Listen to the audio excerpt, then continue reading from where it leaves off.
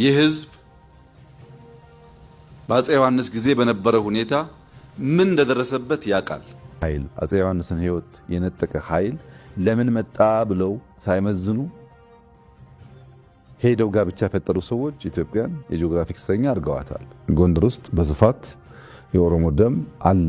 የአማራ ህዝብ እንደ ህዝብ በጠላትነት ፈርጆ የኖረው ማን ነው? እነዚህን የአብይ አህመድን ንግግሮች ብቻ በመመልከት የሰውየውን የመተላለቅ ፖሊሲ በሚገባ መገንዘብ ያልቻለ እሱ ከፖለቲካ ሰፈር መራቅ የሚገባው መሆን አለበት። ማንን ከማን ጋር ማጋጨት እንደሚገባም ሲያስረዱ አማራ ከኦሮሞ ጋር መስራትና ኦሮማራ ማለት ሲችል የተቀደሰ፣ አማራ ከትግራይ ጋር ሲወዳጅ ግን የተራከሰ ነው ማለታቸው ሳያንስ የአፄ ዮሐንስን ታሪክ እንዳሻቸው አንድ ጊዜ አማራ ገዳይ፣ ሌላ ጊዜ ደግሞ በሱዳን ተገዳይ እያደረጉ ያቀርቡታል። ከጥቂት ዓመታት በፊት ሱዳን በጦርነት አግዛኝ ትግራይን ወጋሁ ብለው በፓርላማ የሱዳንን መንግስት በይፋ እንዳላመሰገኑ አሁን ደግሞ ትግራይ ለምን ከአፄ ዮሐንስ ገዳዮች ከሱዳኖች ጋር ገጠመ ይላሉ። እርስዎ ከ5 ዓመታት በፊት ከሱዳን ጋር ተባብረው ትግራይን ሲወጉ ያኔ አፄ ዮሐንስ አልተገደሉም ነበርን የሚለውን ቀልደኛ ጥያቄ እንለፈው። አብይ አህመድ አሊ የሰሜን ጎንደር ነፃ አውጪ መስለው ለመታየት የሚያደርጉትን ጥረት ሲቀጥሉ ወልቃይትን ለጎንደር አመጣሁለት፣ ጎንደርም ከጎንደር ወልቃይት እየተመላለሰ ነው፣ ለጎንደር መገጭ የሚባል ግድብ ሰራሁለት፣ ጎጃም እየተቃወመኝ፣ ለጎንደር የፋሲልን ግንብ አደስኩለት፣ የጎንደር ፒያሳን አዳነች አቤቤ ልኬ ኮሪደር ልማት አሰራሁለት፣ ጎንደር ከኦሮሞ ጋር የተጋባ ነው፣ ኦሮማራን የመሰረት ነው፣ ጎንደሬው አምባቸውና እኔ ኦህዴዱ ነበርን፣ የኦሮማራ አልጋ ሳይጸና የአማራ ቢምቢዎችና ትንኞች ውጊያ ከፍተው እረፍት ነሱን። አሁንም መፍትሄው ኦሮማራ መሆን አለበት እንጂ እንዴት አማራ ከትግራይ ጋር ተጣምሮ አየዋለሁ ሲሉ ከርመው ባሳለፍኑ ቅዳሜ ማለዳ ደግሞ በዚያው በወልቃይት አቅጣጫ ሸረሪና በተሰኘው ቦታ ጦርነት ከፍተው ግማሽ ቀን ለበለጠ ጊዜ ተዋግተው ኢትዮጵያውያንን ለሞት ዳርገዋል። አብይ በዚያ ግንባር ለምን ጦርነቱን መክፈት አስፈለጋቸው የሚለው ጥያቄ ውስብስብ ማብራሪያን አይጠይቅም። የጠቅላይ ሚኒስትሩ ፍላጎት ትግራይ ወልቃይትን ሊወስድ ሲመጣ እኔ ለጎንደር ስል እየተፋለምሁ ነውና ጎንደር ሆይ ጉድበልልኝ ለማለት ነው። አይምባ የተባለውን የሰሜን ጎንደር ከተማ እንደነ አጣዬ ያወደሙ ጠቅላይ ሚኒስትር፣ የጎንደር እናት የልጅሽን አስከሬን አልሰጥሽም ብለው ያስለቀሱ ጠቅላይ ሚኒስትር፣ በአንድ ቀን ብቻ 16 ጊዜ በድሮን ደብረታቦርን የሚደበድቡ መሪ የጎንደር ነፃ አውጪ ሆነው ሊከሰቱ ይዳዳቸዋል። ጀርመናዊ ጋዜጠኛ ሄይነር ሆፍማን አብይ ቢውልድስ ለግዠሪ ፕሌይግራውንድ በሚለው ጽሑፉ ጠቅላይ ሚኒስትሩ በህዝቦች መካከል ሰላም እንዳይኖርና ብሔሮች እርስ በርስ እንዲዋጉ እሳቸው ግን በስልጣን እንዲቀጥሉ ብቻ ነው ፍላጎታቸው ሲል እንዳስነበበው ሁሉ የኦህዴድ ብልጽግና አለቃ ጥሪ እያደረጉ ያሉት የጎንዮሽ መዋጋትን ነው። አማራ ከትግራይ ጋር ተዋጋ፣ ኦሮሞ ሆይ አማራ ከትግራይ ጋር ሆኖ ተነስቶብሃል እያሉ ለማጫረስ የሚያደርጉት ጥሪ አልበቃ ብሏቸው ትግራይ ሆይ ከሱዳን ጋር ተዋጋልኝ እንጂ እያሉ የ19ኛው ክፍለ ዘመንን የታሪክ ቁርሾ አምጥተው ግጭት ለመጥመቅ ጥረዋል። ከዚያም አማራ ከሳቸው ውጪ ሌላ ጠላት እንዳማትር ይጋብዙታል። የአማራ ህዝብ እንደ ህዝብ በጠላትነት ፈርጆ የኖረው ማን ነው? የአማራን ህዝብ እንደ ህዝብ በጠላትነት ፈርጆ እየተዋጋ ያለውስ ማን ነው? አማራ ሁሉ በተገኘበት እርምጃ ይወሰድበት ብሎ በፓርላማ አዋጅ ያወጣስ ማን ነው? የአማራን ገዳማትና መነኮሳት እያደነ በድሮን እየገደለ ያለውስ ማን ነው? ጣሊያን እንኳን ያልደፈራቸውን አብያተ ክርስቲያናት ለማውደም ጦር አዝምቶ እያስፈጸመ ያለው ማን ነው? የአማራ ክልል ገዳማት ሽፍታ መደበቂያ ናቸውና ወታደራዊ ኢላማ ናቸው ብሎ የዘመተውስ ማን ነው? የአማራን ልጅ ገድዬ አስከሬን ለእናት አልሰጥም ያለውስ ማን ነው? የአማራን ህዝብ የድሮን ዝናብ ሲያዘንብበትና ሲገድለው የሚውለውስ ማን ነው? እርሱ አይደሉምን? አማራን ከኦሮሚያ ከአዲስ አበባ ዙሪያ ጭምር ህጋዊ ድሃ አደረግኳቸው እያለ አፈናቅሎ በደብረ ብርሃንና በሰሜን ወሎ የተፈናቃይ ካምፕ ውስጥ ያስገባው ማን ነው? አማራን በታሪኩ ለመጀመሪያ ጊዜ በተፈናቃይ ካምፕ ውስጥ እንዲቀመጥ ያደረገው ማን ነው? አማራን አዲስ አበባ አትገባም ብሎ ከሸኖና ከእንጦጦ ሲመልስ የነበረውስ ማን ነው?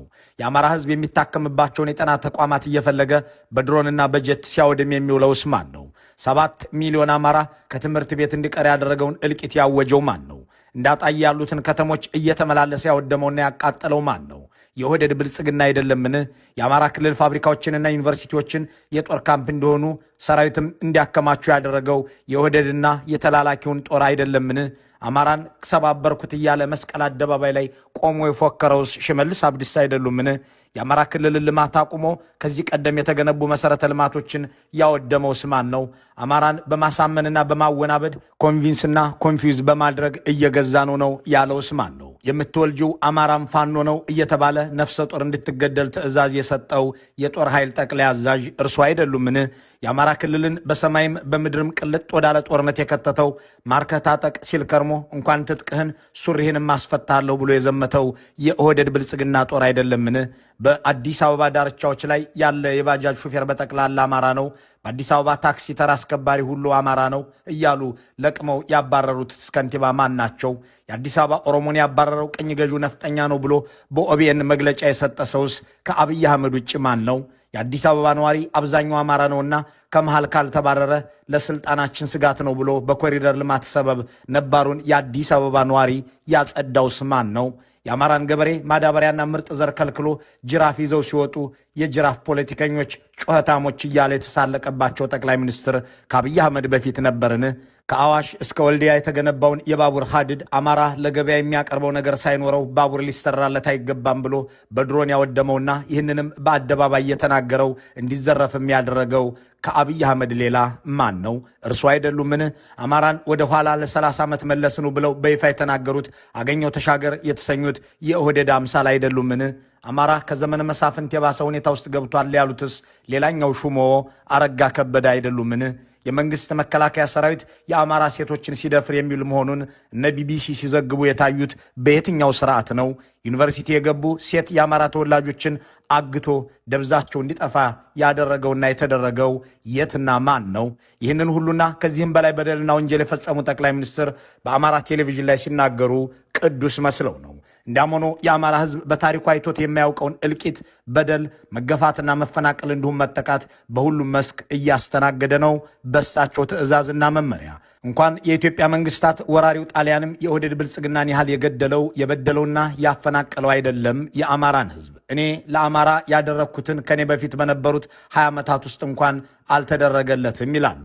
በእርግጥ የአማራ ሕዝብ ከሳቸው በፊት በነበሩት 20 ዓመታት ብቻ ሳይሆን በመቶ ዓመታቱም ውስጥ በሴቶቹ፣ በእሴቶቹ፣ በእምነት ተቋሞቹ፣ በትምህርትና ጤና ተቋሞቹ ላይ የአብይ አህመድን ያህል በደል ያደረሰበት የለም። እሳቸው ሊያነሱት በሞከሩት በ20 ዓመታት ውስጥም ቢሆን መለስ ዜናዊ አንድም ቀን አንድ መከላከያ ወታደር ጦርነት ለማካሄድ ይቅርና ለአጭር ሰዓት ኦፕሬሽን እንኳን በአማራ ክልል ውስጥ አሰማርተው አያውቁም። የአማራን ሕዝብ 11 እዝ ጦር ልከው በሰማይ ፈርሜ የምልከው ነው በሚሉት ድሮን ሲገድሉ የሚውሉት የኦህዴድ ብልጽግና አለቃ የአማራን ሕዝብ በጠላትነት ፈርጆ የነበረው ማን ነው እያሉ ሲናገሩ በየትም ቦታ ያለ አማራ እርምጃ ይወሰድበት ብሎ አዋጅ አወጀውስ ማን ነው የሚለውን ጥያቄ አይመልሱትም። ግን ይህንን ያደረጉት ራሳቸው ናቸው። በአብይ አህመድ ዘመን የታወጀው ጸረ አማራ ሁላ አቀፍ ጥቃት በየትኛውም ዘመን ተደርጎ ያውቅም፣ ከእርሶ ውጭ አማራ ግንባር ቀደም ጠላት የለውም የሚለውን የሚናገሩት ደግሞ ዕድሜ ጠገብ አዛውንቶች፣ ሁሉንም በጽሞና የሚታዘቡ የክልል አርሶ አደሮች ናቸው። እነሱን ምስክር እያደረግን በእርግጥ አማራ ክልል ከአብይ አህመድ ውጭ ከታሪክም ሆነ ከአሁናዊ ሁነቶች ሊጠራውና ሊጠላው የሚገባ ጠላት አለውን ብለን እንጠይቅ። ረኮ አመከነ ጀዳሜ ዱበተሙ እንደንደኝ ኬስ ኦሮሞ ለመናገር በሚከብድ ደረጃ ችግር ውስጥ እንዲገባ በቀኝ ገዢው ስርዓት ለአንድ ክፍለ ዘመን ያክል ጉዳት ደርሶበታል። እንደ ጎሳ አብቹና ገላን ከመሬት በማፈናቀል ብቻ ሳይሆን መብታቸው ተረግጦ ማንነታቸው ተገፎ ኦሮሞነታቸውንና የመሬት ባለቤትነታቸውን በመንጠቅ ፊንፊኔ የኦሮሞ ብርትና የማንነት ነጸብራቅም ሆኗ በጊዜ ሂደት እንዲረሳ ትልቅ ስራ ተሰርቷል። ይህንን የሚናገሩት ነፍጠኛው ኦሮሞን አፈናቀለ እያሉ በቀደመ ታሪክ የአሁኑ ህዝብ እንዲወጋ እንዲበሳጭና እንዲጋጭ የአሁኑ ትውልድ አማራና ኦሮሞ እንዲጋደል የሚፈልጉት ጠቅላይ ሚኒስትር በመንግስታዊው ኦቢኤን በኦሮምኛ የሰጡት ቃለ ምልልስ ነው። አማራ ቴሌቪዥን ላይ ቀርበው ደግሞ ኦሮሞና አማራ ሲጋባ እንደኖረ ጎንደር ምስክር ነው፣ አማራ ጸቡ ከትግራይ መሆን አለበት እንጂ ከኔ ጋር አይደለም ይላሉ። በኦሮሚያ ቴሌቪዥን አንዱን አፈናቃይ ሌላውን ተፈናቃይ፣ አንዱን ተጎጂ ሌላውን ጎጂ የሚያደርጉት ሰው በአማራ ቴሌቪዥን ቀርበው ደግሞ ምኒልክ ያለ ጎበና ንጉሥ አልሆነምና አማራ በተራ ጎበና ሁንልኝ እያሉ ኮንፊውዝና ኮንቪንስ ለማድረግ ይጥራሉ። ለማወናበድና የሚያሳምኑት ካለም ለማሳመን። አማራን እንደ ጠላት ቆጥሮ የኖረው ማን ነው ብለው ሲጠይቁም እንዲህ እያሉ መናገራቸውን ሾርት ሚሞሪያም ያሉት ህዝብ የረሳላቸው ይመስላቸዋል። የአማራ ህዝብ በአሁኑ ወቅት እርስ በርሱም እንዲጋደል ከጎረቤቶቹም ጋር ጦር እንዲማዘዝ ከሚቀሰቅሱት ጠቅላይ ሚኒስትር በላይ 10 እዝ ጦር አሰማርተው በምድር በሰማይ ከሚገድሉት ከአሁናዊ ጠላቱ ከአብይ አህመድ ውጭ ከታሪክም ሆነ ከዘንድሮ የፖለቲካ ኃይሎች ባላንጣነትን አያማትርም የሚለው ራሱ የክልሉ ገበሬ ነው። አሁን ያለው አብዛኛው የአማራ ክልል ህዝብ የመከላከያ ወታደርን በቴሌቪዥን እንጂ በአካል አይቶት አያውቅም ነበር። በአብይ አህመድ ዘመን ግን መከላከያ የሚባለውን ጦር የአማራ ገበሬ ሚስቱን ሲደፍርበት በትዳር አጋሩ ገላ ላይ ልጁን ሲገድል በደጃፉ ላይ በሬውን ሲገድል በበረቱ ላይ እያየው ነው። የአማራ ገበሬ ይላል የድሮ መንግስት ወደ ማሳይ የሚልክልኝ የሚያግዘኝን የግብርና ባለሙያ ነበር። የአብይ አህመድ መንግስት ግን እኔን ከነከብቶች የሚገድል ከነ ልጆችም የሚረሽን ጦር ነው እያለ የተገደሉ ልጆቹን ፎቶ ይዞ በተሰበረ ልብ ይናገራል። 10 ቀንድ ከብት 4 የጋማ ከብት ዘር አሳጥቶ እኔንም ባድማ ጥፍቶ ገበሬን አውድሞ ገሎ ማንን ሊመራ ነው? እሱ ምንስ ተሚሆን ነው የሚጠብቀው? ያለ መንግስታት እንዴት መንገድ አይሰጠውም ወይ? እንዴት አያቅበውም ወይ? የድሮ መንግስቶች እኮ ጥሩ ሆነው ታቅበው ሲለቁም በፍታዊ አቅማቸው ውጪ ነው ብለው አንድ ነገር ሳያጠፉ ገበሬውን ሳይጨቁኑ ገበሬውን ንጹሃኑን ዜጋን በቃ በሞራል በድል እያገዙን አይዟችሁ በርቱ፣ ስሩ፣ አልሙ፣ በልማት ታገሉ፣ ቆፍሩ፣ እረሱ እያሉ ሲያግዙን ነበር። ይሄ ግን እንኳንስ ሊያግዝ ቀርቶ እያወደመ በሉት እያለ እየጨፈጨፈን እኒህ አርሶ አደር እረኛውን ልጃቸውን ከነከብቶቻቸው በድሮን የገደለባቸውን የአብይ አህመድን አገዛዝ እያማረሩ ነው። በስም ጠርተው ራሳቸውን ጠቅላይ ሚኒስትሩን። ለእኒህ አባት ከኒህ ጠቅላይ ሚኒስትር በላይ አፄ ዮሐንስንም ሆነ ሌላ ሰውን ጠላት ሊሆናቸው አይችልም። አሁን ደጃፉ ላይ የአብራኩን ክፋይና የእርሻ በሬውን ከሚገድልበት የአብይ አህመድ ጦር በላይ የትኛውም የአማራ ገበሬ ሐሰተኛ ትርክት ጠላት ሊሆነው አይችልም። እርስ በርስም እንድንጨፋጨፍ ያደረገን ከሌሎችም ጋር እንድንጋጭ የሚቀሰቅሰን ማንም አይደለም ራሱ አብይ አህመድ እንጂ እያለ በምሬት የሚናገረውም ራሱ የአማራ አርሶ አደር ነው። በጣም የሚያስለቅስ የሚያሳዝን ኃይለ ሥላሴ ጀምሮ እስካሁን ድረስ እንኳን ስንቆይ እንዲህ ያለ ታሪክ አይተናል። እንግዲህ እሱ ይመልሰው። የተጣለው ቦምብ በቁም የሚያቃጥል ስለሆነ ሁሉም ተቆራርጦ ተቦጫጭቆ ነው ባይናችን ያለ። የኔ ልጆች ሁለቱም ህፃኖች ፑሉ ላይ ነበሩ። እግዚአብሔር አምላክ አባት ያጎይ ሆኖ አትርፎልኝ ነው። 1 እና 2 እየተባለ ጭፍጨፋ ጀምላ ጭፍጨፋ ያዚ ከዚህ በላይ ምንም የለንም ብለን ነው እኛው እንደ ኋላ ሲደርስበት ነው የምናውቀው እንጂ ትግሬን እሷን እንድትጣላ አማራ ጋር አደረገ። እሷም እንድትጨፈጨፍ እኛም እንድንጨፈጨፍ አደረገ። አጨፋጨፈ ላይ ጋብ ሲልበት ኃይሉ በመመንመኑ በማየቱ ትግሬን ደግሞ እሱ ወሮሞን ደግሞ አማራው መደብ እኮ ያንተን እናጥቷን የቆረጠ ነው ይቆርጥ ነበር አማራው እያለ ደግሞ በጎደኛ ያስተምር ነው። ይሄን የሚያደርገው ማን ነው? አውታንቱ መሪው ሰሪው ፈጣሪው አድራጊው እሱ አብይ ጦርነት የከፈቱት በእነዚህ አርሶ አደሮች ላይ ነው። የአብይ ጦር የሚገድለውም የእነዚህን ሰዎች ልጆች፣ ሚስቶች እንዲሁም ከብቶች ነው። የአብይ አህመድ ድሮኖች የሚያወድሙት የእነዚህን ገበሬዎች ማሳ ነው። የአብይ አህመድ ፓርላማ አማራ በተያዘበት ሁሉ እርምጃ ይወሰድበት የሚል አዋጅ ያወጀው በእነዚህ አርሶ አደሮች ቤተሰብና ዘመድ ላይ ነው።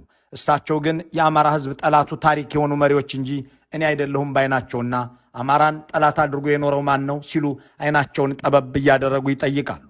ይህንን የሰማ አንድ የአማራ አርሶ አደር ግን አማራ በተገኘበት ሁሉ እርምጃ እንዲወሰድበት በፓርላማ አዋጅ ያወጀስ ማን ነው ብሎ ቢጠይቅ አብይ አህመድ አቤት ማለት አለባቸው። ለማኝነትም ምስለኔያቸው ጌዲዮን ጢሞቴዎስ ያነበቡት የማይረሳ አዋጅ ምስክር ነው። በዋነኝነት አዋጁ ተፈጻሚ የሚሆነው በአማራ ክልል ውስጥ ነው። ነገር ግን እንደየአስፈላጊነቱ ይህንን ሁኔታ ለመቆጣጠር አስፈላጊ ነው ተብሎ ሲታመንበት በሌሎችም የሀገሪቱ አካባቢዎች ተፈጻሚ ሊሆን እንደሚችል በአንቀጽ 3 ተመላክቷል። አሁንም ለአብይ አህመድ የሚቀርበው ጥያቄ አጭርና ቀጥተኛ ነው። ለመሆኑ ግን አማራ ክልል ውስጥ ያለ አማራ ብቻ ሳይሆን በሌሎች የኢትዮጵያ ክፍሎችም የሚኖር አማራ እርምጃ ይወሰድበታል ብሎ የአስቸኳይ ጊዜ አዋጅ በፍትህ ሚኒስትሩ በኩል ያስነበበ ጠቅላይ ሚኒስትር ከእርስዎ ውጪ ማን ነው? የአማራ ተወላጆች ሁሉ ባሉበት እርምጃ ይወሰድባቸው ዘንድ በወጣው በዚህ አዋጅ በአዋሽ፣ በአዲስ አበባ፣ በሲዳማ፣ በጎንደር፣ በኮምቦልቻ፣ በባህር ዳርና በሌሎችም አካባቢዎች በሺዎች ወደ እስር ቤት እንዲጋዙ፣ በየጎዳናው እንዲረሸኑ፣ የዩኒቨርሲቲ መምህራን በመንገድ ላይ፣ ለፍቶ አዳሪዎች በስራቸው ላይ፣ አርሶ አደሮች በማሳቸው ላይ ያለ ምህረት እንዲገደሉ እያደረገ የቀጠለውስ ማን ነው? የአማራ ገበሬ አትግደሉኝ፣ ማዳበሪያና ምርጥ ዘርም አትከልክሉኝ ብሎ የእርሻ ጅራፎቹን ይዞ ሲወጣ የጅራፍ ፖለቲካ ጩኸታም እያለ የዘለፈውስ ማን ነው?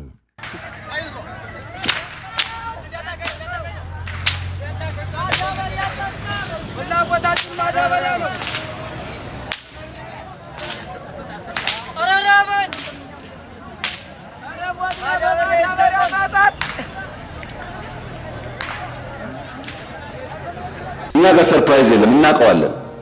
አሁን የሚደረገውን ጩኸት እናውቀዋለን። ያለኝ ምክር ወደ ስልጣን ኮርቻ የሚወስዳችሁ መንገድ ሰላማዊና ዴሞክራሲያዊ ምርጫ ብቻ ነው። ከዚያ ውጭ ያለው መንገድ የመንግስት ኮርስ ይቀይር ይሆናል እንጂ እናንተን ስልጣን አያመጣችሁ። ጅራፍ ይዘው የወጡና ማዳበሪያ አትከልክሉን ያሉ አርሶ አደሮችን ስልጣኔን ሊነጥቁ ነው ብሎ ጦር እንደሚያዘምት ዝቶ የተገበረ ማን ነው? የእምነት ተቋሞቼ አይጠቁ፣ ልጆች አይገደሉ ያለን የአማራን ህዝብ በዘመቻ ለመግደል የአገሪቱን ሀብትና ሰው ያዘመተስ መሪ ማን ነው የሚያስብለው እንዲህ ያለው የአብይ አህመድ ንግግር ነው። በሁሉም መስክ የአማራ ክልልን እያደቀቁ ያሉ ጠቅላይ ሚኒስትር የክልሉ ህዝብ በቀየው ገብቶ መሬቱን ጦር ሜዳ፣ ትምህርት ቤቱን ወታደራዊ ካምፕ ካደረገው የእሳቸው አገዛዝ በላይ ከታሪኩ ውስጥ ጠላት እንዲፈልግ ይጠይቁታል። ይሁን እንጂ ቀደም ሲል የሰማናቸው አርሶ አደሮች እንደሚናገሩትና የክልሉ ህዝብ ደጋግሞ እንደሚለው አሁናዊውን ምስቅልቅል ሞት፣ ድህነት፣ ሰላም እጦትና ስደት እንዲሁም መፈናቀል የፈጠረበትን የአብይ አህመድን አገዛዝ ነው። ታዲያ የአማራ ህዝብ ደጃፉ ላይ ከቆሙት መሬቱን ብቻ ሳይሆን የሚስቱን ገላና የልጁን ህይወትም ጦር ሜዳ ካደረጉት ከኒህ ጠቅላይ ሚኒስትር ውጪ ሌላ ጠላት ፍለጋ የታሪክ ገጽ ላይ ገብቶ ወደ 19ኛው ክፍለ ዘመንም ሆነ ወደ 20ኛው ክፍለ ዘመን የሚመለስበት ምክንያት ምንድን ነው? የክልሉ ፕሬዝዳንት አረጋ ከበደ ግን ይናገራሉ። የአማራ ክልልን ወደ ዘመነ መሳፍንት መልሰነዋል ይላሉ። ወይ ዘመነ መሳፍንት ላይ አልሆን፣ ወይ ከ60 ዓመት በፊት አልሆን፣ ዛሬ በየአካባቢው ቁስለኛ ህይወቱ ያለፈ ሰው ስንቆጥር እንውላለን። ይሄ ለዚህ ዘመን አመራሮች እጅግ በጣም የሚያም አንገት የሚያስደፋ ሁኔታ ውስጥ ነው የምንገኘው። ይህንን ያረጋ ከበደን ንግግርና የአማራ ህዝብ ጠላት ማን ነው እያለ የሚናገረውን የጠቅላይ ሚኒስትሩን አንደበት የሰማ ሰው አማራ አስከሬንና ቁስለኛ ሲቆጥር እንዲውል ያደረገው መሪ ማን ነው? የአማራን ህዝብ ሟችና ቁስለኛ እንዲሆን ትዕዛዝ የሰጠውስ እያለ መጠየቅ ይኖርበታል።